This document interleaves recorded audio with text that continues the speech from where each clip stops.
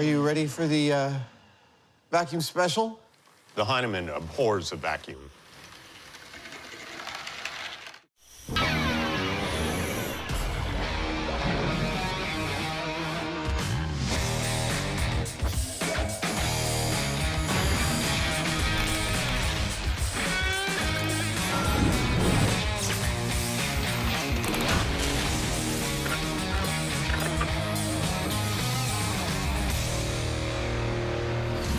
Oh, Jamie, I know how much you love riddles, and so it's riddle time. Here goes. What sucks but does not suck? Vacuums. That's right.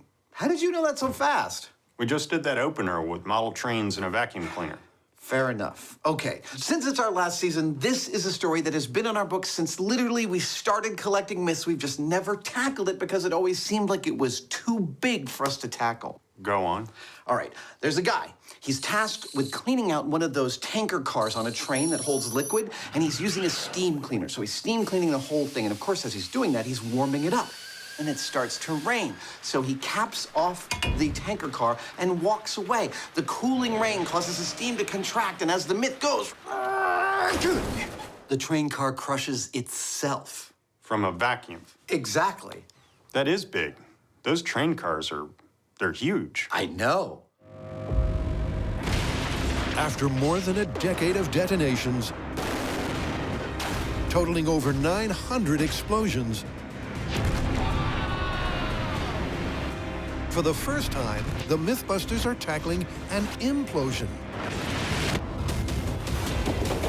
And to do justice to this impressive long-running record,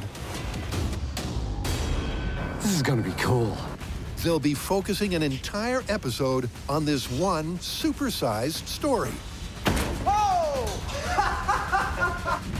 I mean, look at this. It's going to be the biggest productions we've ever undertaken on this show. Causing vacuum violence on a massive, unprecedented scale. It's gotta go! But first, some shop-sized science. An imploding tanker car. How could this happen? Tanker cars are giant, 70 feet long, 15 feet high, thick steel casing meant to contain things like fuel, even in case of a derailment. How could something like that spontaneously implode and crush itself? Well, if it did, in fact, happen, it had to do with pressure and pressure differential. I'm getting ahead of myself. Let me show you with this metal can. If I take this thin metal can and seal it, and then hook a vacuum pump up to it and start pumping air out, we understand what will happen. It will crush itself. Whoops. But how could something like that happen without the action of an outside vacuum pump? Well, let me show you. Now I'm about to perform a critical action in this experiment, and that is to take a little bit of the hot water and pour it into the can. Because in the original myth, the tanker car had been steam cleaned inside and out. Now I'm about to initiate an implosion. First thing I do is cap the can. Now, fully capped, this vessel was full of steam and air that was heated to its boiling point. Now, that air is rapidly cooling. As it's cooling, they're creating a negative pressure inside the can. Yep, and that's the whole ballgame. A difference in pressure.